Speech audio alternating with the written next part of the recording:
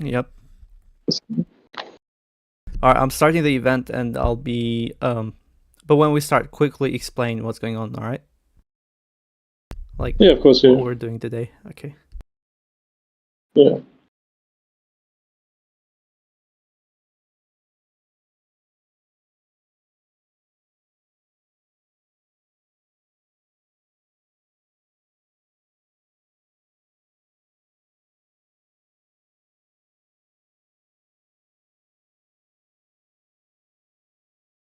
Okay, we can continue, I believe. Okay, like the stage is open. Yep. Like when you ping, like let me know. Yeah, they have been pinged. They've been pinged, okay, because I just like can't see it, yeah. So I don't know. Anyway, you pinged the people who attended the stage. Yeah, sure. Okay, like let me know like when you start the recording, and I'll just start talking. We're all good on my side. Okay, it's good. Like it's ready. Yep. Okay. All right. So, like as the stage says, we are discussing today atheist versus Christian ethics, or atheist versus theist ethics in general. One of the most common objections to atheism, and equally one of the most common objections to Christianity or like other religions, is the moral framework it's based on, whether it's objective or subjective, and whether you can logically hold to a subjective morality, or whether morality coming from God is much stronger because of its objectivity. Other religions, and is the moral framework it's based on. Repeats. In the next few parts, we are looking for people to discuss, especially Christians, if we can find, but also any theists and any atheists. We are inviting everyone to come up and discuss this topic, and to explain like why your framework of morality is like stronger than like an atheist one, or why your framework of morality is stronger than a theist one, and vice versa. We're also going to like open the floor to people talking about the problem of evil, and also the evidence for a creator or the evidence for God. So the topic is quite flexible in that regard, but keep it like keep any questions or like any discussions related to broadly like atheism and Christianity if you can. Anyway, to start with, like I would like to invite anyone who wants to come up, especially atheists and theists who want to discuss this topic about morality. We already had some people, so we had Flux you want to discuss, and I see like some people with their hands up already. I will take you if you have. Let's see. He's atheist. He wants to come up, and we also invite any Christians specifically and any theist. So before like anyone puts their hand up, because like okay, people are a bit shy. The groundwork we're going to be working on in regards to like this event is discussing like whether an atheist can hold to a consistent morality without God, and in that case, what will your metric be? How will you hold to a consistent morality without God, and an objective morality? And we want to see if anyone can advance this argument successfully. I'll take the first person who's like putting their hand up and see what I have to say. Mind Fever, we invite you up to the stage. Hello, can you hear me? Yes, can hear you, my friend. What do you want to say to us? Well, first off, I wonder if the word atheist moral is a misnomer, because atheism itself has no tenets, and so there's nothing to base morality on. So something else has to be there to base the morality on. I think it's better to say secular ethics as opposed to atheist ethics, because at least with secularism we have other things we can point to. Now, as far as can somebody have morality without a God, again, I think it's incorrect to say objective reality. You have an objective reality because no morality or objective morality, because no morality is itself objective. Everything is subjective, right? So the question is what subjective standard are you using, and then can you make objective statements within the framework of that subjective standard, right? So for my part, as an atheist, I typically fall back to well-being, right? If something serves well-being, then it's moral, and if it goes against well-being, then it's immoral. And of course, there's gradients in there because nothing is hard and fast. Nothing is subjective. So With what you said there, like you just said, like we can measure well-being, right? Wouldn't you say like well-being is something something at least quite or at least close to objective, right? Because you can prove it like empirically. And like, by the way, some people in the chat saying they can't hear. Some people in the chat saying they can't hear. Like, whoever is like saying, I don't know if you guys. I mean, for me, the audio is okay. I mean, his mic is a bit like iffy, but like other than that, I can like hear what he's saying. But yeah, I don't know why people saying they can't hear. Anyway, yeah, take the mic out of your ass for a second. guys, I like have some patience with the guy, yeah. You know, I can hear what he's saying anyway, even if it's not like the best. It's not the best, you know. I'm driving right now, so. But yeah, I understood what you said, right? And you said like, okay, Cartesian is on the stage. Hello, Cartesian. What do you want to say to us? Yes, you can have morality without also a further claim that no plausible theory of morality, whether it be normative or metaethical, ethic-wise, should have anything to do with God. Like if God told me to do something, I would not give a fuck what God thinks. Are you saying if God ordered you to do something, you wouldn't do it, or you would do it like without question? I wouldn't. I mean, I mean, all else equal, I would not do it. There are things that might make me do it. For example, if he said, do it or I'll torture you forever. Okay, so then I'm probably going to do it just for like my prudential well-being or something. But I'm not doing it because I think it's good. And by the way, that just doesn't apply to God. Like if there's somebody who came up to me and said, if you don't like do this, I'll like shoot you or I'll like torture your family, then I'm probably going to have no choice but to do it. So that's not really unique to God.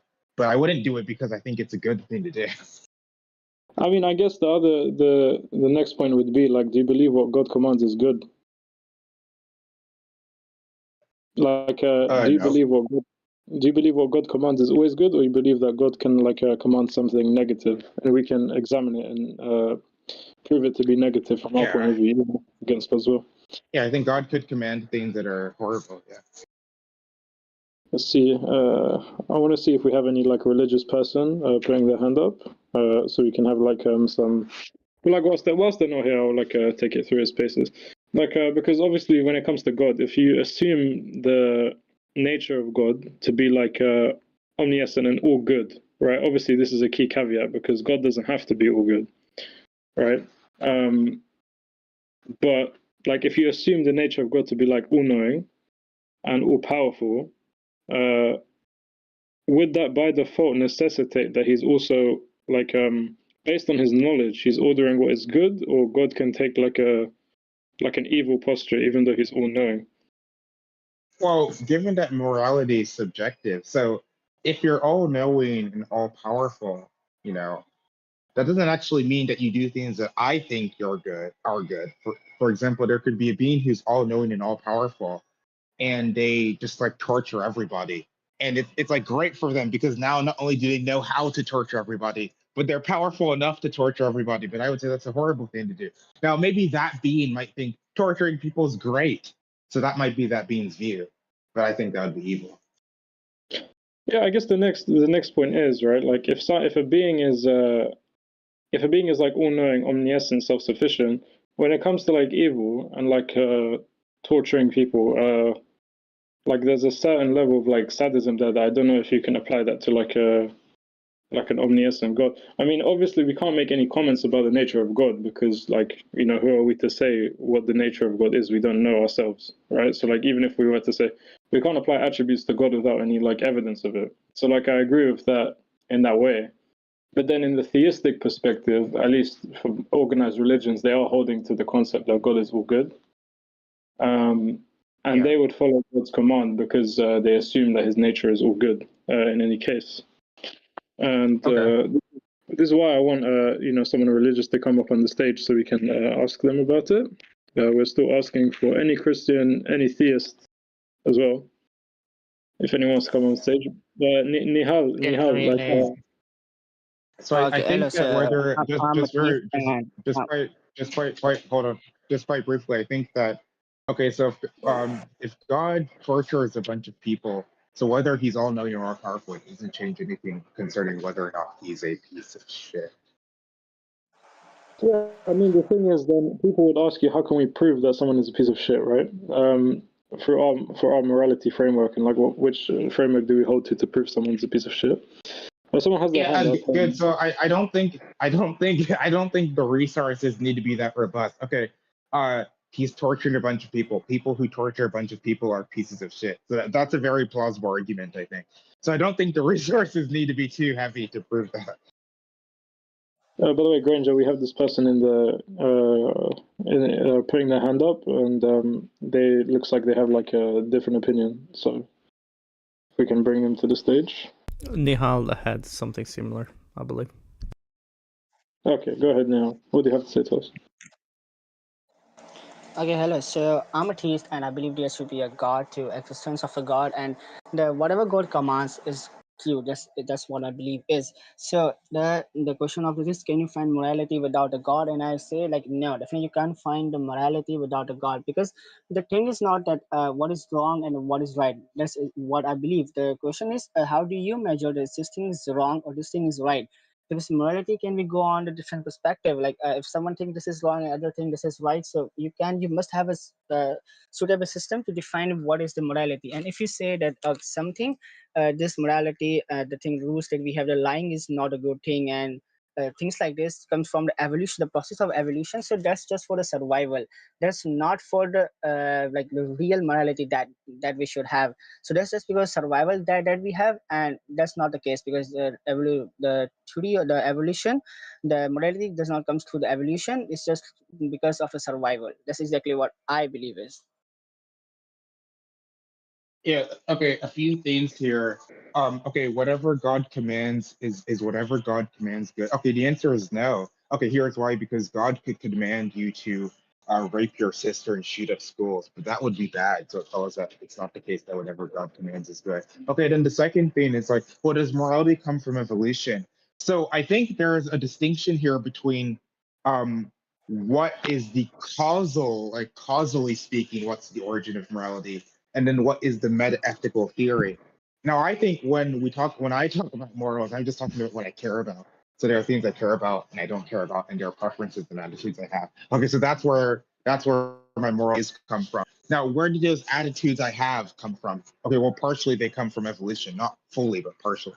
There are other sources where they come from.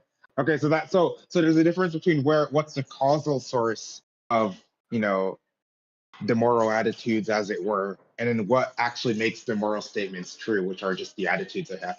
And it's actually a contingent, like attitudes don't have to evolve, maybe. So maybe that's like a contingent matter. Okay, so then is there a problem with this? Does that is the only way you can have morality with God? Well, under this picture I just sketched out, nothing about God is required. If you think morals come from a people's attitudes, then God isn't required for that. So that's a view of morality that doesn't require God. So I think that's pretty much it. Yeah, like as I said, there must be a God for the existence of the morality, and that's the point, because we need a consistent morality to be in the and that we have, like the lying is not a good thing, and like the stealing the things are not a good thing. So these all things must be a consistent, and for a consistent thing there should be a God, and that's exactly the point that I made before. Okay, a few things here. There must be God must be present for morality. That's just repeating the claim.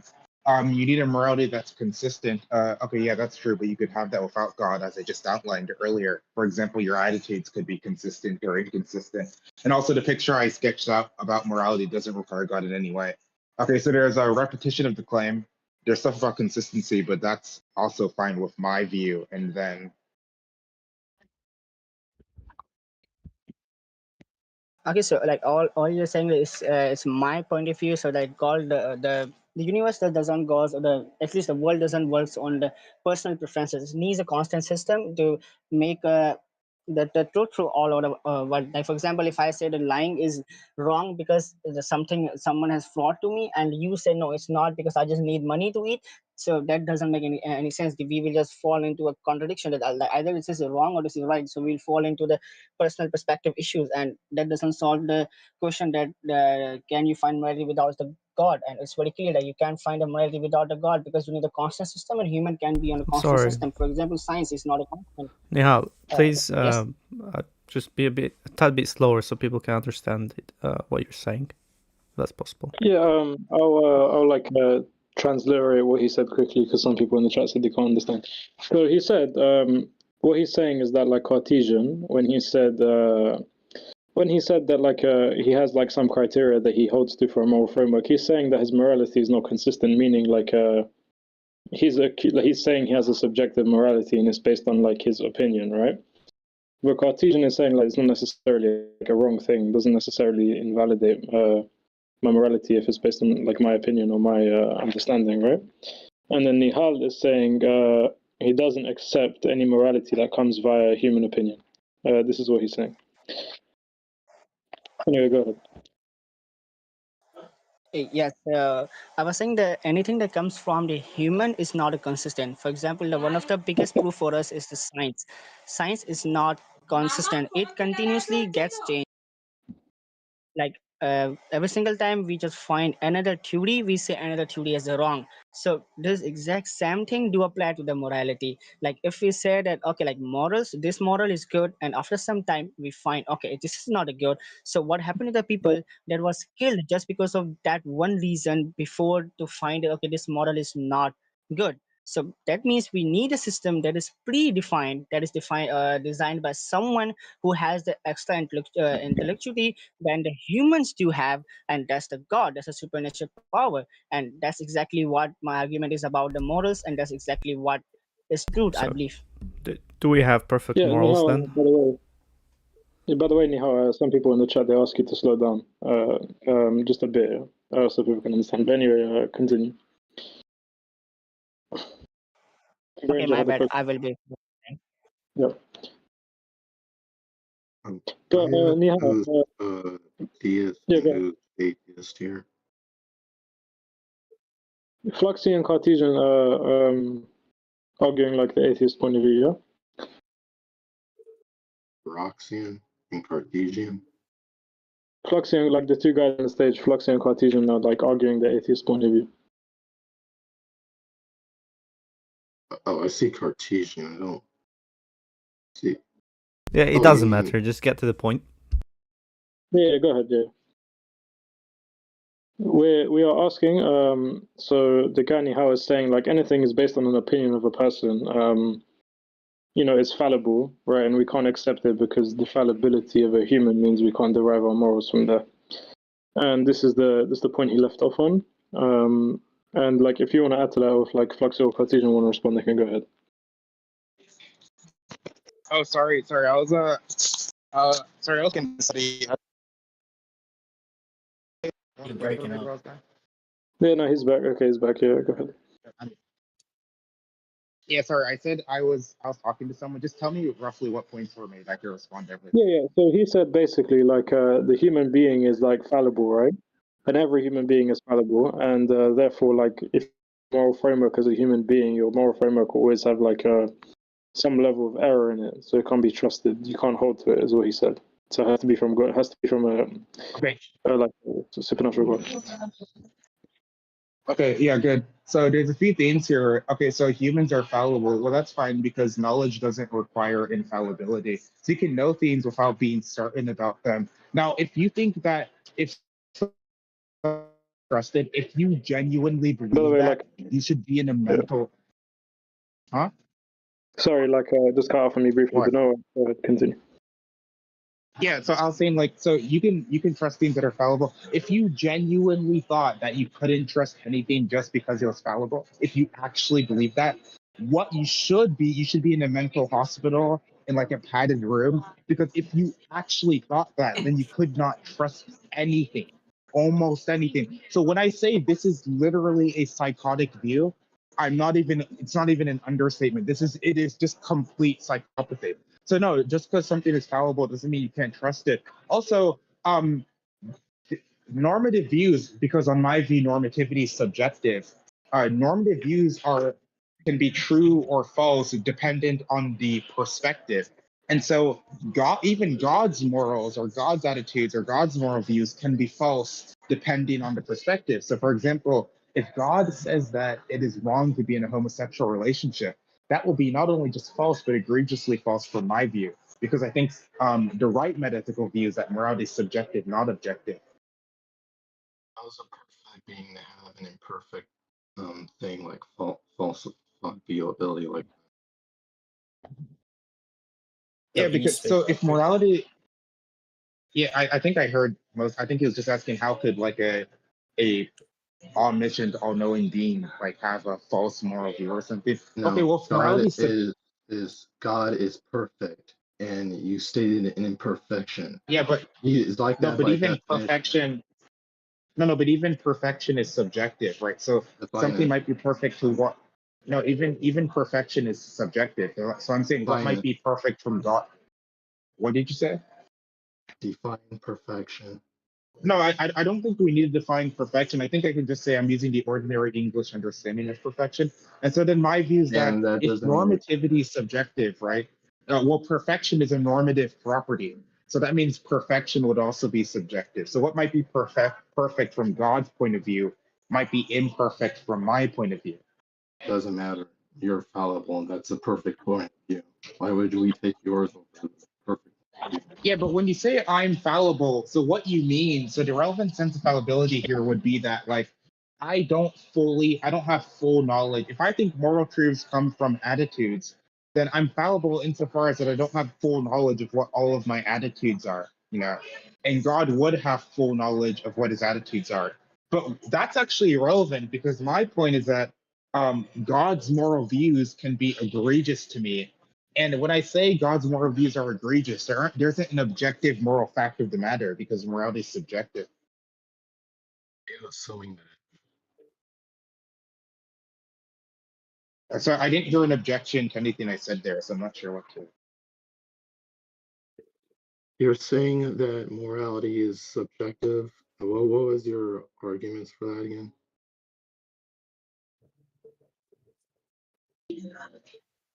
Oh, okay, yeah. So, yeah, okay. So morality is subjective. Why do I believe that? Okay, so here's what I think strikes me as just a very clear conceptual truth about morality. So when you make a moral judgment, so in virtue of making a moral judgment, said judgment must be motivational in principle to a given agent. And so what that means is that if you judge something to be good or bad, it will, if you are in principle aware of sufficient information in the right circumstances, motivate you towards an alternative course of action or an alternative course of deliberation, or motivate your moral sensibilities when thinking about particular questions and whatever. Okay, so then from that, you get that it's like incoherent for a moral judgment not to do that. Okay, now different people have different motivations. Okay, so then you just get relativism for free there. Because if moral judgments have to be motivational in principle and different considerations motivate people or are not motivational to different people, then you get relativism about morality. Okay, so then morality is subjective. Okay, now what if you deny that? What if I say, well, there can be moral judgments that are true or false that don't have to be motivational? Okay, so then my view would be I'm not really sure what you're talking about at that point. I don't deny that. And they're based off our values, our motivations. But why does that make it subjective? Okay, well, if they're based off our values and motivations, given that it's possible that you have two different people who are not motivated by the same thing. So, for example, so The you can ontology of have the the same person makes consideration. it. So it would be subjective if it's based off your values and motivations, because there's going to Oh, be one thing that might motivate one person and not another person, even in principle. And so that would just get you relativism, because it will be true for one person because it has the requisite okay. motivational features for them, but not for the other person. Yeah, I'm trying to Poacher, figure go out ahead where your and respond. atheists are getting your values in the first place. How do you justify epistemic duties under atheism? Okay, so there's a few things there. So where do I get my values from in the first place? Part of it just comes from evolutionary biology, like how I evolved, I guess. And then part of it is like the society I'm in, and then part of it is like things I've thought about in moral reflection, and Who are you just to like say thinking you about have more and values? just thinking about moral questions. So that's how I get my values. The second question was, where do you get? How do epistemic duties work? Either under atheism or under No, this model. that So I'll wasn't talk my about my question. view. So I think That wasn't epistemic my duties question. are roughly duties about what you Guys, should believe in some sense of what is rational to believe. So how should you form your beliefs? And you should form your belief on the basis of good evidence and so on and so forth. But how do you Yeah, get so I the mean, atheists my to view would be justify it's their not really different from how anybody else thinks about it, but it's just that I think epistemic duties will also be subjective, right? Because all normativity is subjective.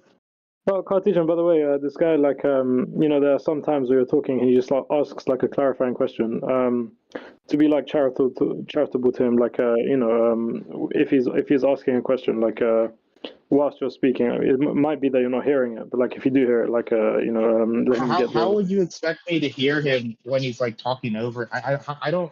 I mean, I'm not really hearing it. It could be your mic, or it could be like sometimes certain mics like override other mics. It's just a Discord thing. I don't know. No, no worries. Poacher, go ahead, because you had like some questions. So like, if you can like fit your stuff into like a longer response, so like we make sure that everything you said is like being heard. Yeah. Sorry, I'll try to speak louder. Your first response. Sorry if I forgot it. Yeah, you were answering my question. I didn't have two though. I didn't ask how do epistemic duties work. I know how they work. I'm just asking how does an atheist justify their existence? You're all about proof and evidence, right? And we ought to justify our beliefs with sound reasoning and proof. But then you have an ought right in the middle of there.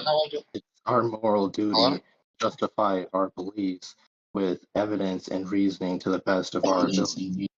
But I get atheists it. Okay, so not. I get the question. I get the question.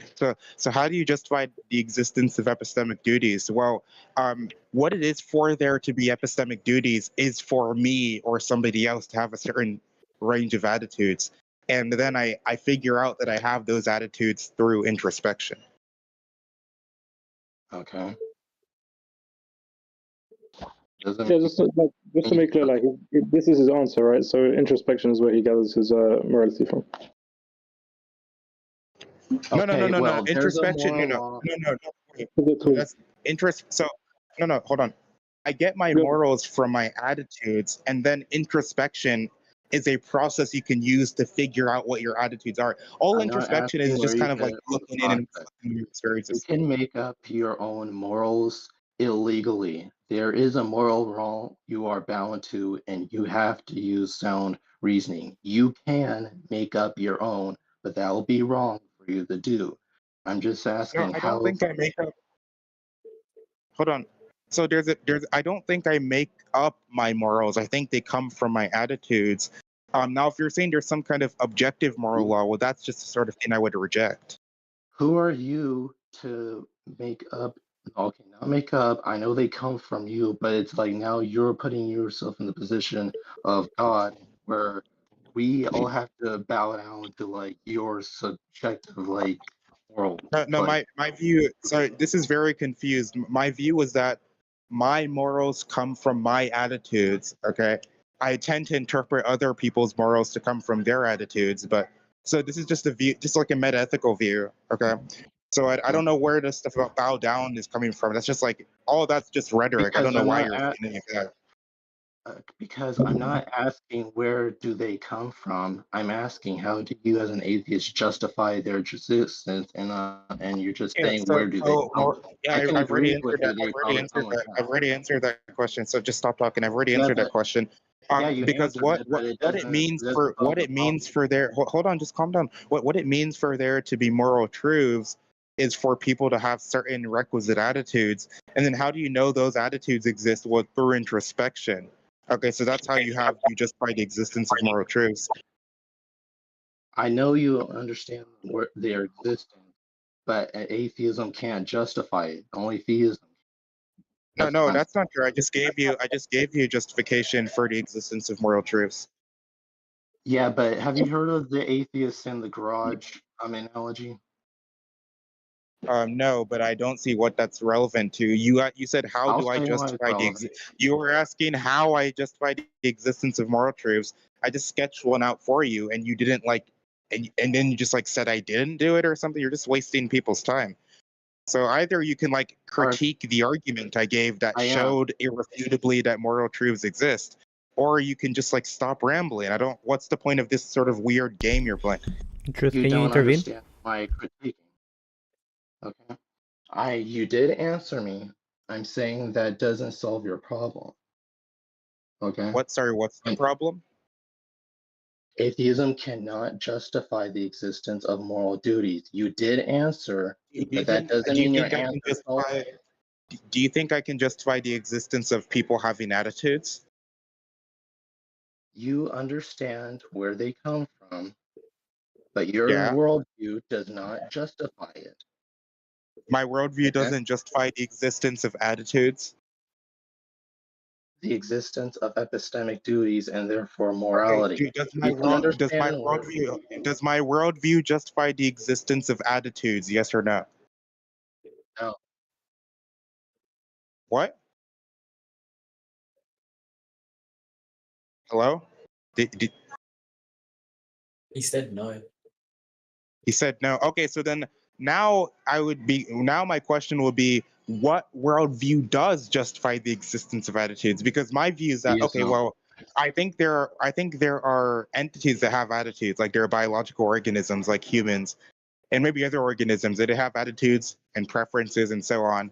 And how did those come about? Well, those came about through evolution, of course. Okay, so that's the explanation. They came about through evolution. So I think that's a I'm not pretty good asking for an explanation. So I explanation. think I'm that's a pretty asking good for an explanation. order. So I think that's a pretty good explanation for how those attitudes came about. Now you might ask, well, how do you know those attitudes exist?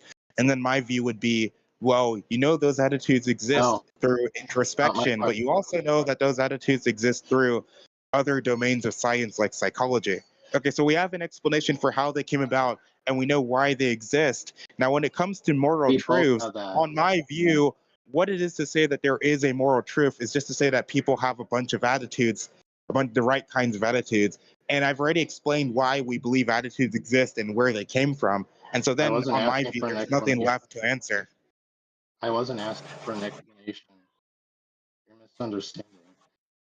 You can understand the existence of something and the explanation for it without having a justification for believing said thing.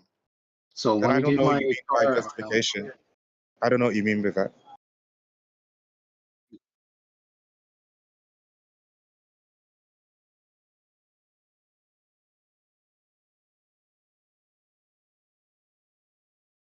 No. Yeah, so anyway, as I said, like, so I think at this point I've given, so there's a way justification is typically used in philosophy, and however how it's typically used in epistemology, I've certainly given a justification for the existence of attitudes, an epistemic An explanation. justification. Okay, and then now it seems like if there's a question about anything beyond what I've given, then I think what's going on is that the word justification is just being used in a way that nobody cares about. So then Oh, I care now it's not about even it. clear what justification Okay, even then means. how do you make a value judgment under atheism then? If it's all Yeah, well, subjective. value judgments. Okay, well, under my view, to say that there are truths about value is to say that people have a bunch of attitudes. Okay, now to make a value judgment is just to make a claim that is made true by those attitudes. So here's an example. If I say chocolate ice cream tastes good, that's a value judgment. And I can make that claim because what makes it true that chocolate ice cream tastes good is my psychological configuration.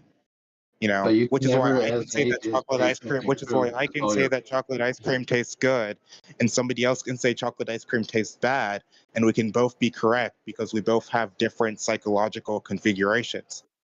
And that then would I would make say the same thing is atheism true just for an moral opinion. judgments. Atheism is just an opinion then.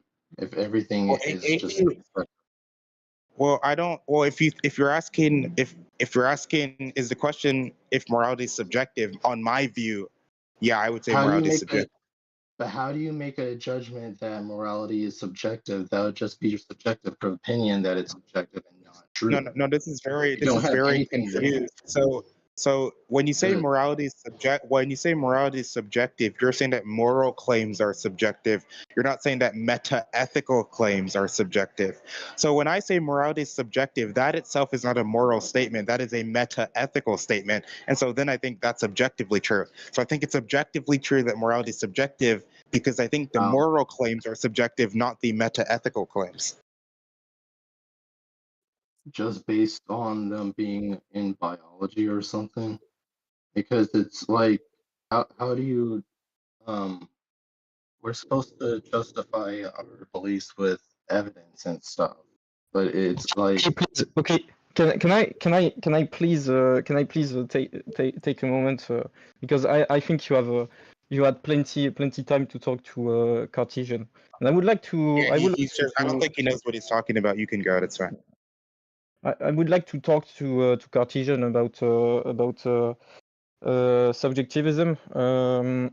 It's just Okay. so Cartesian. So what I understand is that according to you, there is no objective morality. Uh-huh. Okay, so but I think you seem to be well thought out. I think you already have the answer to that question, but I'm going to ask it anyway. Do you think killing a baby is bad or good? Can Bad. Why? confirm if you hear me or not.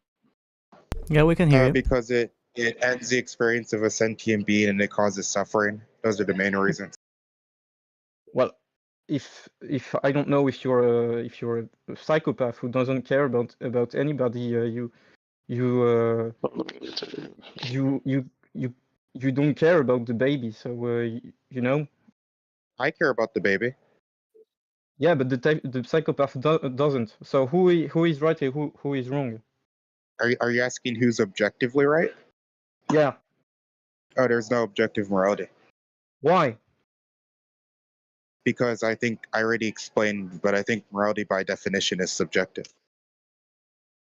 The reason I gave for that was because I think morality has a feature.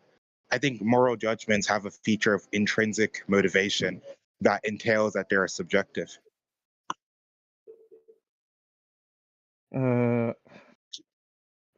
So you would say that killing a baby is not immoral? No, that's not what I said.